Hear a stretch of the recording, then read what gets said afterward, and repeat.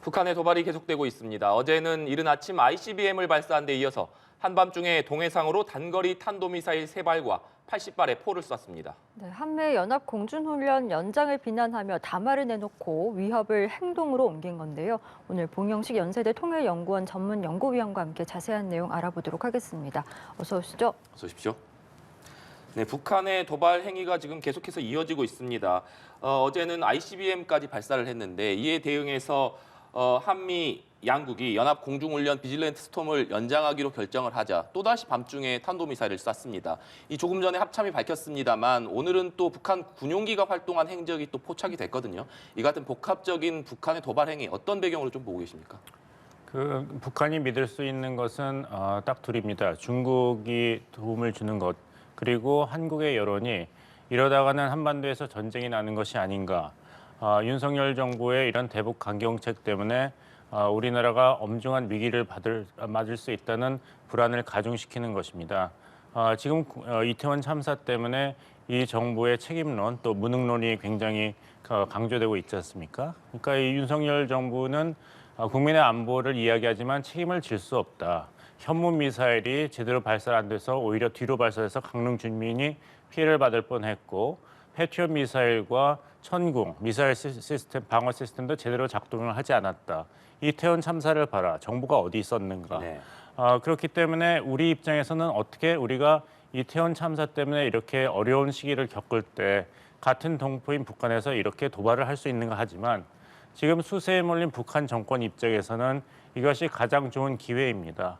이런 때 한반도에서 박정천 부위원장이 이야기한 대로 한미 때문에 통제 불능 상태가 올 수 있다는 그런 불안감을 한국 사회에 심어준다면은 나쁜 평화가 이런 원칙에 입각한 대북 도발에 대한 강경 대응보다는 우리의 안전을 지키는 더 나은 선택이라는 여론이 조성되게 됩니다. 그럼 한미 간의 이견도 생길 수가 있고 네. 윤석열 정부의 대북 정책도 굉장히 수정을 해야 되는 그런 국면이 나올 수가 있는 것이고 그것을 이제 북한 측에서는 이렇게 굉장히 무리수를 서가면서까지도 추진하고 있는 것으로 보입니다. 네, 한국 내 여론을 흔들려는 속내가 좀 있는 것 같다라는 말씀이신데 최근 북한이 도발의 명분으로 삼고 있는 것이 바로 이 한미 양국의 비질런트 스톰 훈련 아니겠습니까? 북한의 이 반응 또 행보를 보면 굉장히 이 훈련에 대해서 민감하게 반응을 하고 있는 것 같은데 이 훈련이 정확히 어떤 훈련인 겁니까? 이게 이제 공중 연합 훈련입니다. 이제 시청자분께서도 많이 의아하실 것은 사실 한미 연례 연합 군사 훈련이 이번에 처음 열린 것은 아닙니다. 예. 2018년 이후로는 중단이 되었지만 북한에서도 이런 한미 연합 훈련을 처음 겪는 것도 아닌데 왜 이렇게 올해는 격렬하게 반응을 하는가 예전보다도 그것은 한미 연합 훈련이 이번에 재개된 연합 훈련이 어떤 형식으로 진행되는가 그것이 북한 수뇌부에 대해 어떤 메시지를 준 것인가를 생각해 본다면은 좀 단추를 받을 수가 있겠는데 10월 30일에 외무성 대변인 담화문을 보면은 대규모 상륙 훈련과 참수 작전에 대한 비판을 하고 있습니다. 그것은 이제 이번에 한미 연합 훈련이 북한의 도발, 핵무기를 포함한 도발에 대한 군사적인 대비를 하는 것뿐만 아니라 북한 측 입장에서 관찰했을 때는 김정은 정권의 참수 작전, 정권을 제거하는 작전을 한 것이 아닌가. 그래서 더더욱이 정권 보위 차원에서 극렬하게 반응을 하고 이렇게 미사일도 성공 여부에 상관없이 대량으로 발사하는 행동을 보이는 것이 아닌가 생각합니다. 그러니까 지금 한미연합 공중훈련인 비질런트 스톰 훈련이 진행되고 있는 상황인데 이에 맞대응해서 북한도 공중훈련에 나섰다 이런 내용입니다. 북한이 미그기, 수호위 계열의 전투기를 동원을 했고 또 여기다 폭격기를 동원해서 공대지 사격 또 일부 폭탄 투하 훈련 정황도 확인됐다 이렇게 밝혔는데 앞서서 계속해서 언급해 주셨습니다만 북한이 비질런트 스톰 훈련에 굉장하게 민감하게 반응하면서 다양한 차원으로 좀 반발하는 모습을 보이고 있는 것 같습니다. 그렇습니다.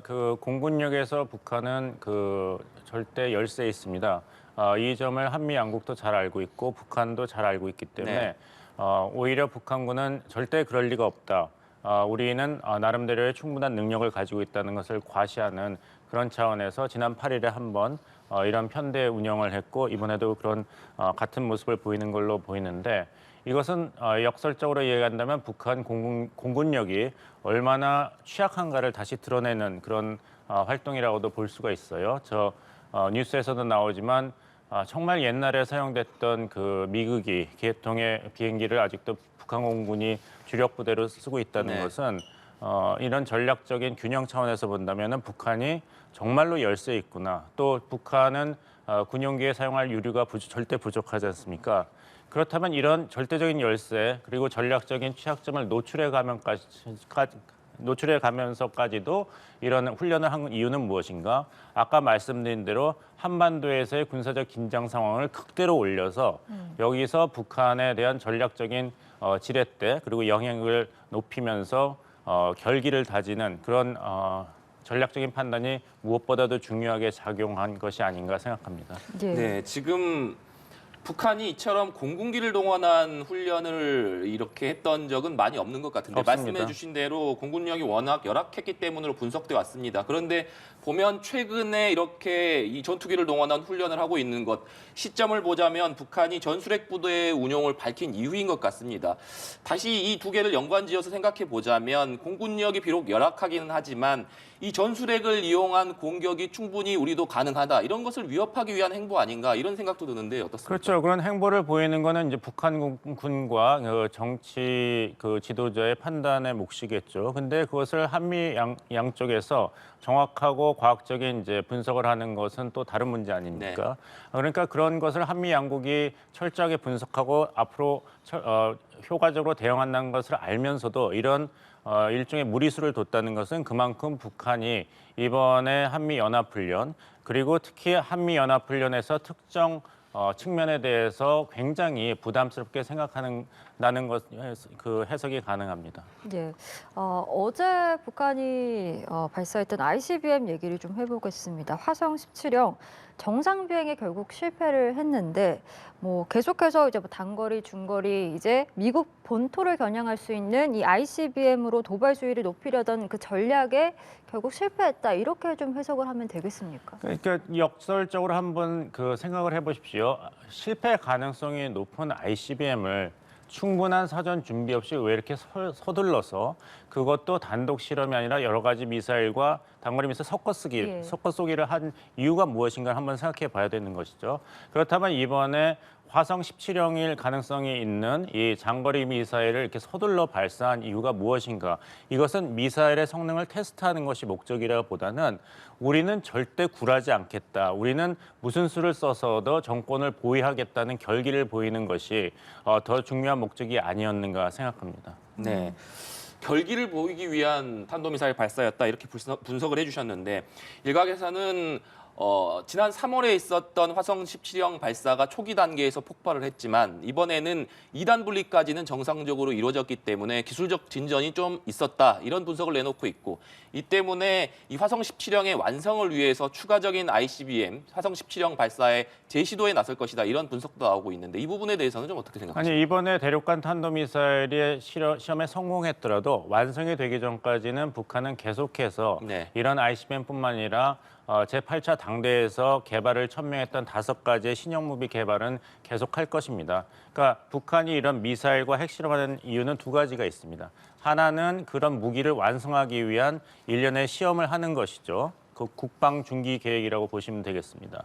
하지만 두 번째 목적은 정치적인 메시지를 던지고 한국과 미국에 대해서 압박을 가하기 위해서 무기 체계의 성공에는 상관없이 이렇게 위협적인 모습을 보이는 것이 두 번째 목적입니다. 예, 상황이 이렇다 보니 미국과 유럽 일부 국가가 이 북한의 도발과 관련해서 유엔 안보리 공개회의 개최를 요청을 했습니다.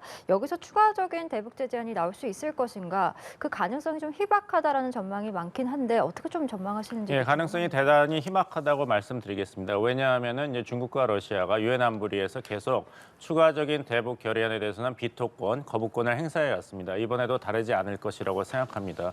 아마 그렇기 때문에 북한도 7차 핵실험에 대한 기술적인 준비는 다 끝났지만 최적의 실험 시기를 기다리고 있는 것이 아닌가 생각합니다. 왜냐하면 유엔 안보리가 이런 북한의 미사일 도발에 대해서는 대화를 통해서 북한을 달래야 된다, 평화를 추구해야 된다는 식의 북한을 편드는 입장을 취할 수가 있지만 핵실험이라는 그런 사건을 북한이 다시 터트린다면은 중국과 러시아로서도 굉장히 그 입지가 좁아지게 됩니다. 이런 면을 북한도 알고 있고 아마 중국도 알고 있기 때문에 7차 핵실험 가능성은 지난 4월부터 꾸준히 제기돼 왔지 않습니까?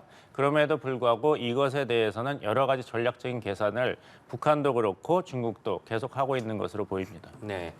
북한의 도발이 계속해서 이어지고 있는 가운데 미국에서는 한미 양국이 안보협의회의를 가졌습니다.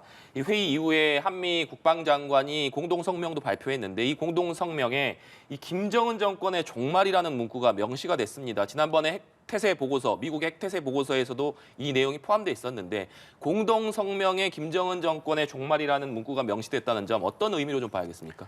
김정은 총비서 입장에서 한번 생각해 보십시오. 얼마나 기분이 안 좋겠습니까? 그러니까 이런 한미 안보 연례 협의회에서 이런 문구가 나오고 또 이전에 10월 27일에 의례적으로 미국 국방부가 동시에 발표한 국방 전략서 핵태세 검토 보고서, 미사일 방어 검토 보고서에서 김정은 정권을 꼭 집어서 만약 핵무기를 사용한다면은 김정은 정권은 종말할 것이다. 멸망할 수밖에 없다는 것을 명시했습니다. 그렇다면 북한 입장에서는 최고 존엄의 보호를 위해서 더 강한 수단을 취해야 된다는 그런 결심을 할 수밖에 없겠죠. 한미 국방장관 회담에서는 북한의 핵 사용에 대한 확장 억제 강화가 좀 집중이 됐는데 미국의 핵 추진 잠수함, 항공모함, 전략 폭격기 등 이른바 전략 자산들이 상시 배치에 준하는 수준으로 운용하는 것으로 지금 합의가 됐습니다. 우리가 좀 요구했던 확장 억제 실효성이 좀 높아졌다 이렇게 보면 되겠습니다. 그렇습니다. 높아졌습니다. 미국의 전략 자산을 상시 배치는 아닙니다. 상시 배치를 우리가 박근혜 정부 때 요구했지만 실현되지는 않았습니다. 이번에 아마 요청을 검토는 한 것 같은데 미국과 한국이 거기까지는 가지 않았지만 상시 배치에 버금가는 수준으로 한반도에 자주 전개하기로 결정이 됐는데 말하자면 이제 북한으로 하여금 계속 일관된 메시지를 보내고 있는 것입니다. 북한의 도발은 그냥 지나치지 않는다.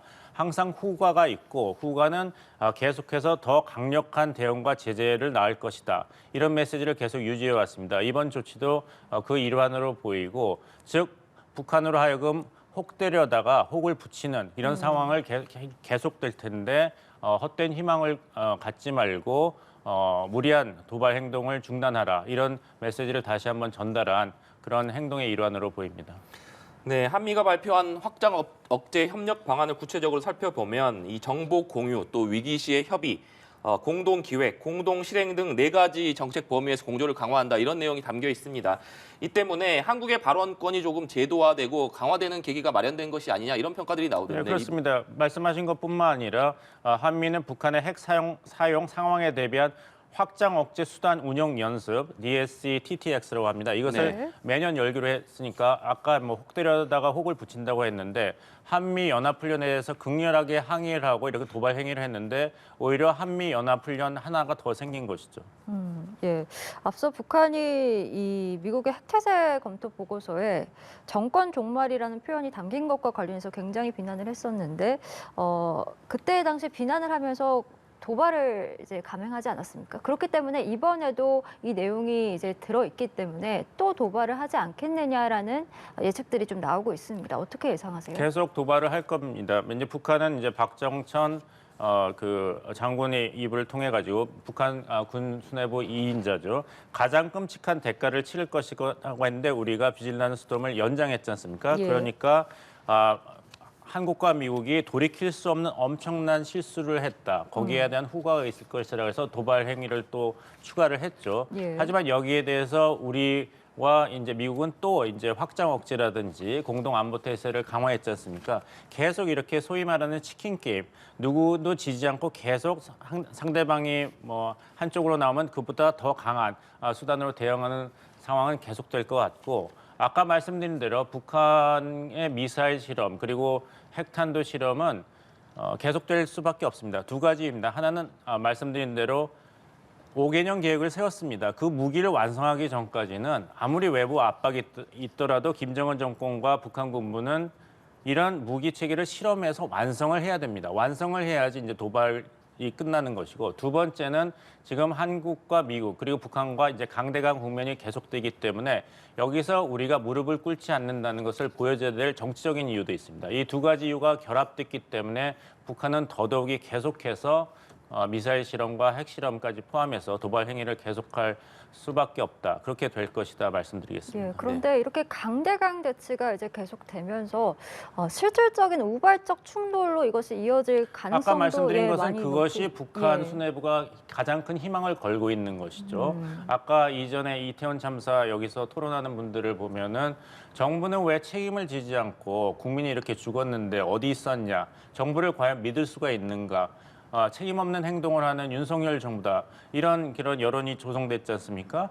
안보 문제도 마찬가지겠죠. 그래서 이러다가 한반도에 전쟁 나겠다. 그렇다면 윤석열 정부는 그 정부와 소위 몇몇 그 한국 사회 일부만을 보호하는 데 관심이 있지 국민 전체의 안위와 보호에는 관심이 없다. 이런 여론이 조성된다면 한국 정부의 전략적인 입지도 굉장히 어려워지겠죠. 북한이 거기에 대한 기대를 걸기 때문에 이렇게 우리 사회가 어려운 시점을 맞이하는데 오히려 우리를 실망시키고 화를 나게 하는 군사적인 도발 행위를 오히려 강화하는 것이 아닌가 생각합니다. 네. 통상적으로 ICBM 발사 그리고 핵실험은 한 세트처럼 동시에 이루어지지 않습니까? 앞서 북한의 ICBM 발사가 결기를 보여주기 위한 것이라고 말씀하셨는데 이 국정원에서는 북한의 7차 핵실험 준비가 모두 완료된 상황이고 당대회가 끝난 10월 16일 이후부터 미국의 중간 선거가 있는 11월 7일 사이에 감행될 가능성이 굉장히 높다 이렇게 밝힌 상황이었기 때문에 북한이 이제 ICBM을 발사했고 그렇기 때문에 남은 것은 핵실험밖에 없다. 또 미국의 중간 선거가 며칠 남지 않았기 때문에 조만간 핵실험 단추를 누를 것이다. 이런 관측들이 계속해서 나오고 있습니다.